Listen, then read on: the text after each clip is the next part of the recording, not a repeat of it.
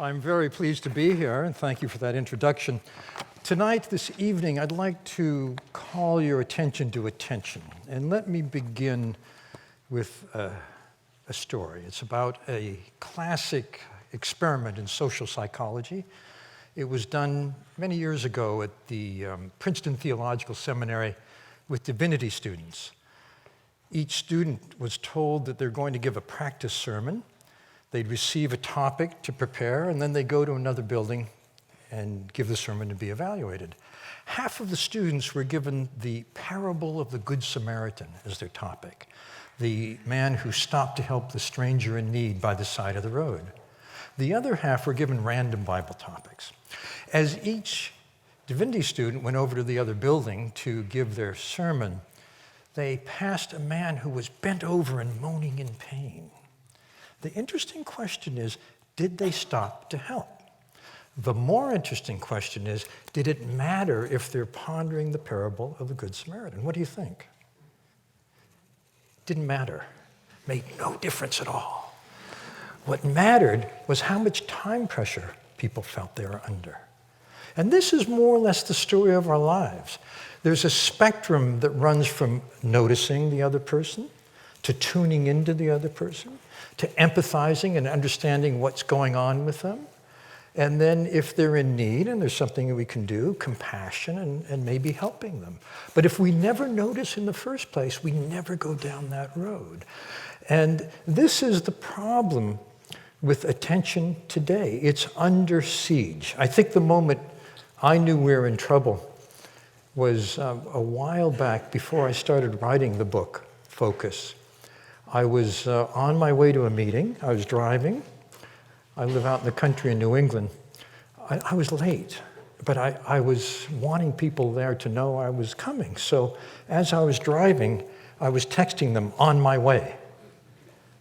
That's rather horrible because it turns out, as I read not very long after that texting while driving is the same as drinking while driving. It's really bad. In fact, in my state, it's outlawed now.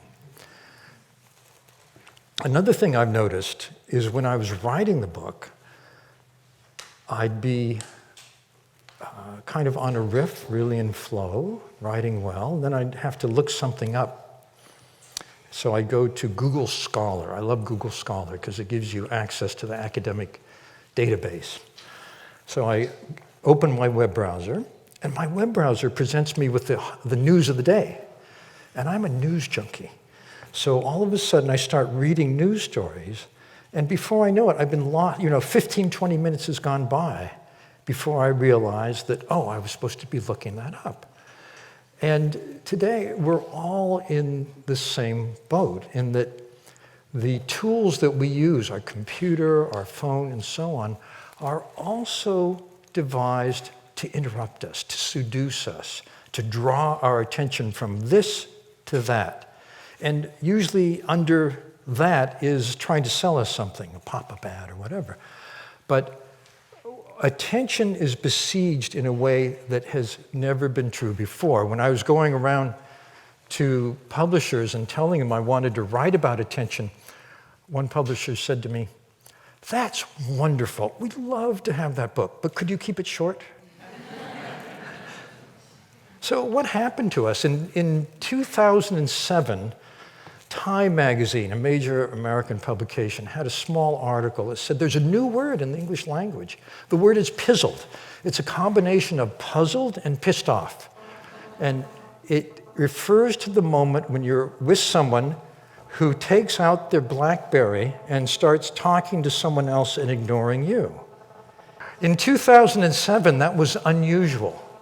But the word pizzled has died with the BlackBerry because now that's the new social norm. You go out to a dinner, very romantic restaurant, you see a couple together, and they're both looking at their phones instead of into each other's eyes.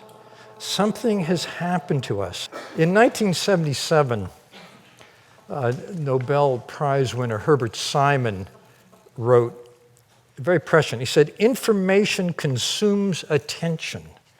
Hence, a wealth of information creates a poverty of attention." I think we've entered a time when we're in danger of intentional impoverishment. And the signs of it are more than, a couple looking at their phone instead of into each other's eyes. The other day I saw a mom holding a little toddler, and the toddler's trying to get her attention, and she's busy texting. She's just not available. And, of course, dad's the same story.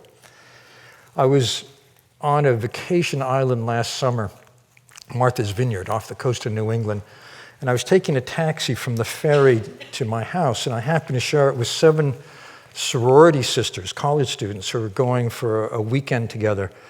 And we got in it was a shared taxi, a big van, and we got in the taxi, and within a minute or two, every one of the sorority sisters was staring into a screen.